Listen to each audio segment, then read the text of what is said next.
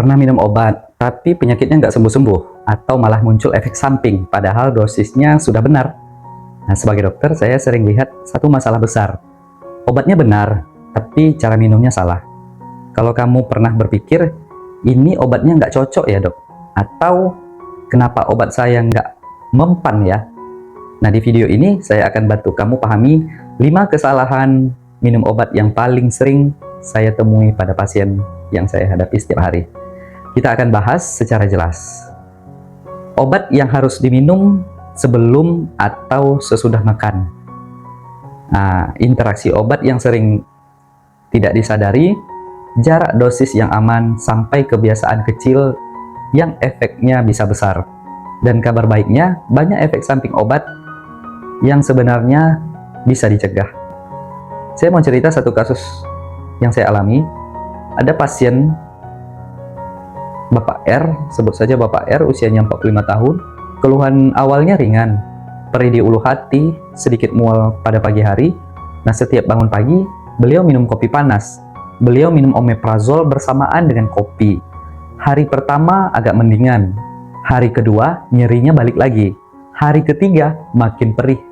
Dalam hati beliau berpikir, obatnya nggak cocok. Mungkin harus ganti. Sampai satu malam, nyeri hebat, keringat dingin, dan akhirnya ke IGD rumah sakit. Dan ternyata bukan obatnya yang salah, tapi cara minum obatnya keliru sejak awal dan dirutinkannya pola minum obatnya. Dan yang lebih mengejutkan, kebiasaan ini dilakukan hampir banyak orang. Saya jelaskan pelan-pelan, ada istilahnya bioavailabilitas. Artinya, berapa banyak obat yang benar-benar diserap dan bekerja di tubuh. Bayangkan tubuh kamu seperti jalan tol. Obat adalah kendaraan. Kalau jalannya macet atau salah pintu masuk, kendaraan itu nggak akan sampai tujuan. Nah, menurut WHO, Medication Safety dan DMG Clinical Practice, kegagalan terapi obat paling sering bukan karena obatnya jelek, tapi karena cara pakainya yang tidak sesuai pedoman yang sudah dijelaskan, atau kita kurang memahaminya atau kurang mendapat informasinya. Nah, sekarang kita bahas satu persatu. Kesalahan pertama, minum obat dengan minuman yang salah. Banyak pasien minum obat setelah itu langsung minum kopi, teh, susu tanpa ada jeda waktu. Contoh obat yang sering terganggu, misalnya minum antibiotik, ciprofloxacin atau doxycycline, obat anemia seperti tablet Fe atau tablet tambah darah, tablet zat besi. Nah, secara medis, kafein, tanin, dan kalsium mengikat obat di lambung dan usus. Akibatnya, obat tidak terserap secara optimal. Nah, prinsip amannya, minum obat dengan air putih di suhu ruang. Beri jarak 1-2 jam dari kopi atau teh. Kesalahan kedua, salah aturan sebelum dan sesudah makan. Ini yang paling sering. Secara medis, sebelum makan idealnya 30 menit sebelum, sesudah makan 15-30 menit setelah makan. Obat yang harus sebelum makan apa? Omeprazol, lansoprazol, esomeprazol, antasida. Kenapa? Karena obat ini bekerja saat lambung masih kosong. Obat yang harus sesudah makan bisa seperti berbagai anti nyeri, asam mefenamat misalnya, ibuprofen, natrium diklofenat. Karena obat nyeri ini bisa mengiritasi lambung jika diminum saat perut kosong. Ibaratnya, obat itu surat penting, tapi dikirim saat kantor tujuan sedang tutup. Kesalahan yang ketiga, jarak dosis tidak konsisten.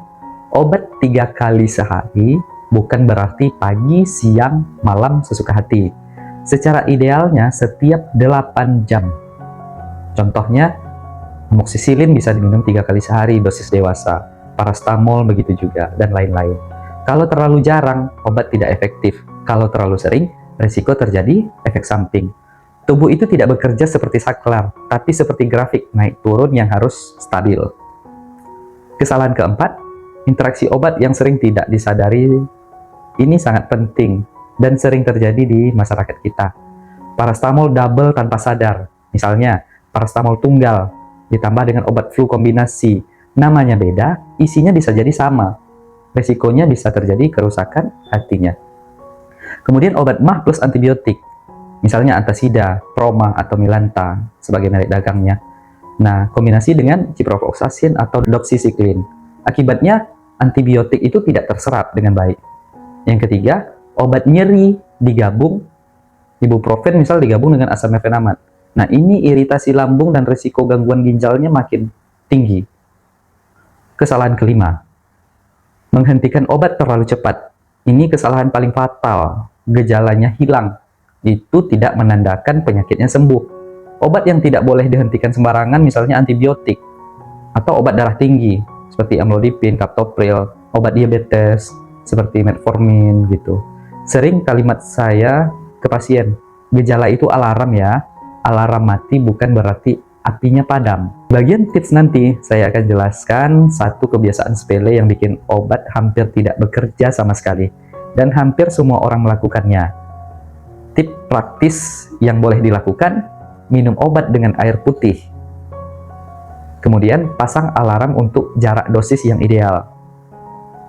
Kemudian baca etiket obat yang sudah dijelaskan. Berapa kalinya, pola minumnya, sesudah atau sebelum makannya gitu. Tanyakan, obat ini sebelum atau sesudah. Ini hal yang paling penting juga. Dan yang harus dihindari, minum obat sambil minum kopi, minum teh, minum susu tanpa ada jeda. Kemudian menggabungkan semua obat sekaligus. Ditanyakan obat mana yang boleh digabung dan mana yang harus dijarakkan. Kemudian minum obat sambil rebahan. Nah, minum obat sambil rebahan bisa membuat obat tersangkut di kerongkongan dan mengiritasi saluran cerna. Kapan harus ke dokter? Nah, segera periksa jika muncul mual muntah yang hebat, nyeri ulu hati makin berat, pusing yang ekstrim, lemas dan berat, gatal, bibir bengkak atau sesak nafas. Nah, ini bukan efek biasa. Bisa jadi ini tanda obat perlu dievaluasi. Sekarang saya mau dengar dari kamu. Tulis di komentar ya, pernah kalau kamu sadar pernah melakukan salah satu kesalahan ini, atau tulis belum kalau baru tahu hari ini. Kalau video ini bermanfaat, klik subscribe dan bagikan ke keluarga, orang yang terdekat kita. Bisa jadi ini menyelamatkan mereka dari efek samping obat yang tidak perlu. Ingat, satu prinsip emas, obat yang aman adalah obat yang tepat indikasi, tepat dosis, tepat waktu, dan tepat cara minumnya. Nah, di video berikutnya banyak hal penting yang akan kita bahas lagi. Sampai jumpa di video berikutnya. Jaga kesehatan kamu.